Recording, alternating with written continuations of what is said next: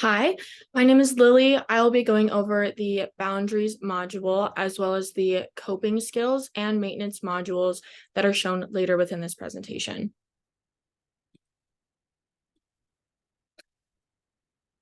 We're going to take an in-depth look at the third module, which is boundaries. In the planning portion of this module, we will begin by defining boundaries. What are they? How can I set them? Why do I need to set them? Examples of boundaries and discussion of peer pressure. Here we have an overview of the intervention portion of the module. The information here serves as a guide for the coach, but all pertinent information for use with the team is included within the PowerPoint link. Here we have two worksheets that you'll need to be sure are printed before meeting with the adolescent. This is the link to the PowerPoint that will be used during the intervention with the teen. We'll now take an in-depth look at the intervention component of the module.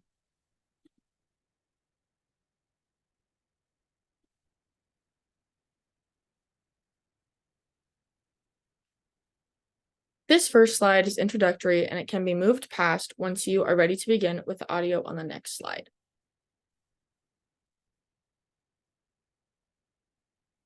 What are boundaries? Boundaries are limits that we set in order to protect ourselves. They provide clear information to others on the things that we are and are not okay with. They can also allow us to have space from others when we need it. After the audio is finished, you can play the video. Hello and welcome back to Prevention Connection. Today's video will cover boundaries, what they are, how we set them, and how we can make sure to stick to them once they're in place. Let's first break down what a boundary is. Boundaries are the limits and invisible lines we set for ourselves. They are the guidelines on what we feel comfortable with and the expectations we have of the people we interact with. Boundaries can be present in all aspects of our lives. They can do a lot to make our lives more balanced. They help keep our relationships and selves healthy, enable us to make ourselves a priority, and help others understand our needs. For example, a healthy boundary to have with our friends is to be respectful of each other's values. Chances are, you and your friends will disagree sometimes. For example, I value time, and my friends are often late to events and don't care if it bothers me. A boundary I'd set is telling them how it makes me feel and asking them to respect my time. A healthy friendship allows people to prioritize different things and respect. Boundaries are personal to us. They can be shaped by many things like culture, where we live, our personality type, our life experiences, and our family. But how do we know what boundaries to set? Well, you can pay attention to how certain people and situations make you feel. Situations or people that make you feel unsafe, overwhelmed, or make you want to avoid them should be acknowledged and respected. Respecting ourselves and acknowledging our rights is critical to setting healthy boundaries. Make a list of key values that are important to you, such as I have a right to say no without feeling guilty, be treated with respect, make my needs as important as others, be accepting of my mistakes and failures, and I have a right not to meet others' unreasonable expectations of me. Once we have figured out what our boundaries are, how do we set them? Be assertive. Use clear I statements to communicate what you need.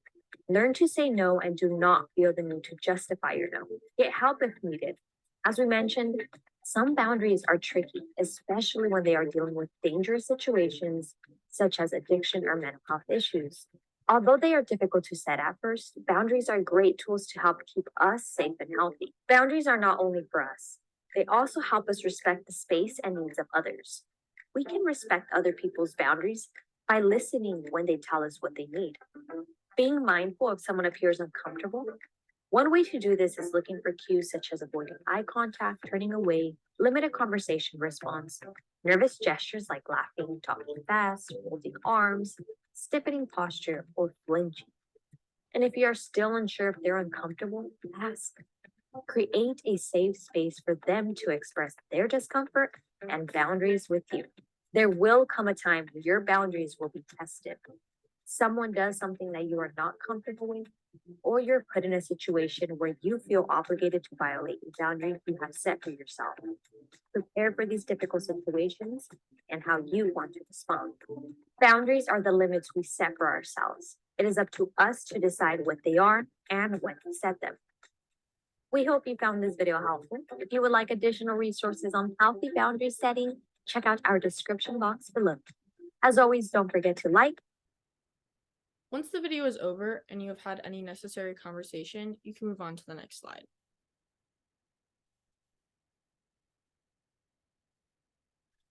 Why do I need to set boundaries? Boundaries ensure that we are taking care of ourselves, both physically and mentally. It can feel scary or selfish to say no to things that make us uncomfortable. But when we set boundaries, it provides us help with stress and feelings of anger. It provides us a sense of peace and safety. It also provides us more time and energy to do the things that make us happy. If you and the team need to have a discussion about why it is important to set boundaries, you can do that. Otherwise, move on to the next slide.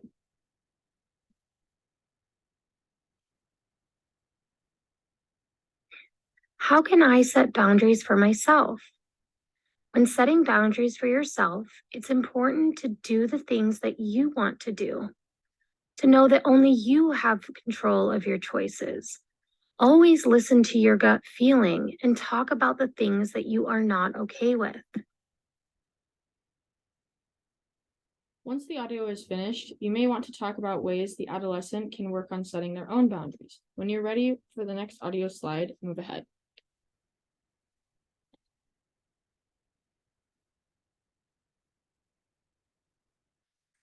What are some different types of boundaries? Types of boundaries include physical, emotional, time, material, dating and relationships, and friendships. Some boundary statements include, "No, I don't want you to touch me like that." Or, "I can stay out only for an hour."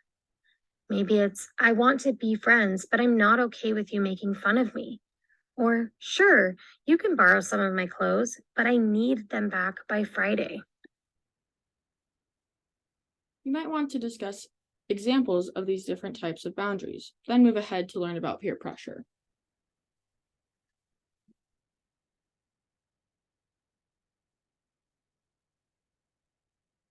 What is peer pressure?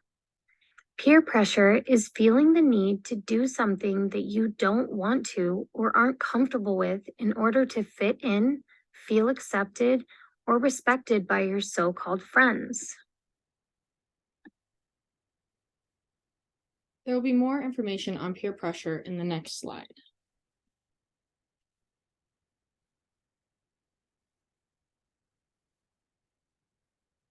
How can you set boundaries in situations involving peer pressure?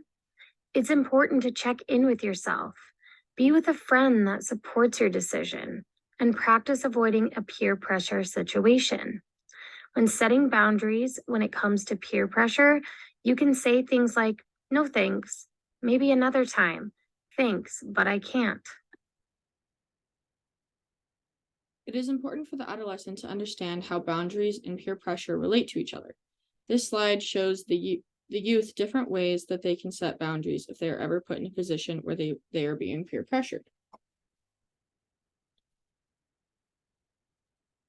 Peer pressure is a problem almost every student faces and takes a huge toll on their well-being. Wanting to be accepted is understandable, but some students go to great lengths to impress their peers, causing them stress or even depression. If you struggle with peer pressure, you're not alone. In fact, there are many strategies you can use to help overcome it. First, you must check in with yourself. Ask yourself these questions. Does this feel right for you? Are you comfortable with this? What will be the consequences of your actions? And finally, if you decide that you aren't comfortable, stand up to it. Say no and stay firm in your decision. By paying attention to your feelings, you will be able to determine what's right and wrong and how you should respond. Second, evaluate your friendships. Consider changing your peer group if you feel like your friends are constantly pressuring you to do something you don't want to. True friends will not ask you to change yourself in order to be accepted. If your friends don't have your best interests at heart, then it's better to search for new friends who do. Third, remember that dealing with peer pressure is certainly not easy. If the previous strategies don't work, ask for help or advice from an adult. Don't endure it. Inform an adult you trust so that they can get involved and sort out the situation. Always remember that asking for help is okay, so don't keep it in. In short, overcoming peer pressure takes a lot of courage, but whatever situation you're in, never give in to peer pressure. You must recognize that it's not okay for others to pressure you into doing things that you don't want to or make threats when you don't cave in. And it is absolutely not acceptable for others to mock, shame, or criticize you for the choices you make.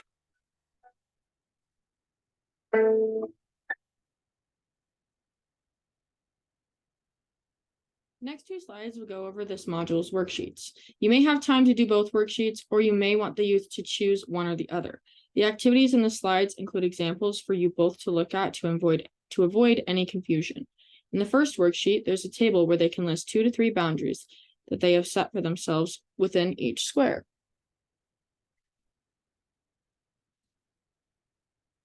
In the second activity, there are boundaries that are in a key bank. The adolescent is to put a boundary from the key bank into the appropriate group based on what they are comfortable with.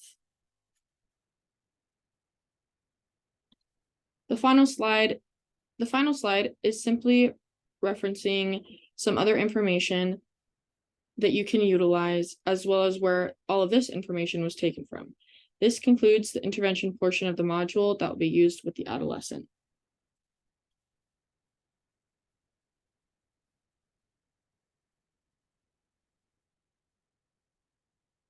Termination will come after the intervention stage. At this point, you'll have a brief discussion of what you talked about over the last 40 minutes.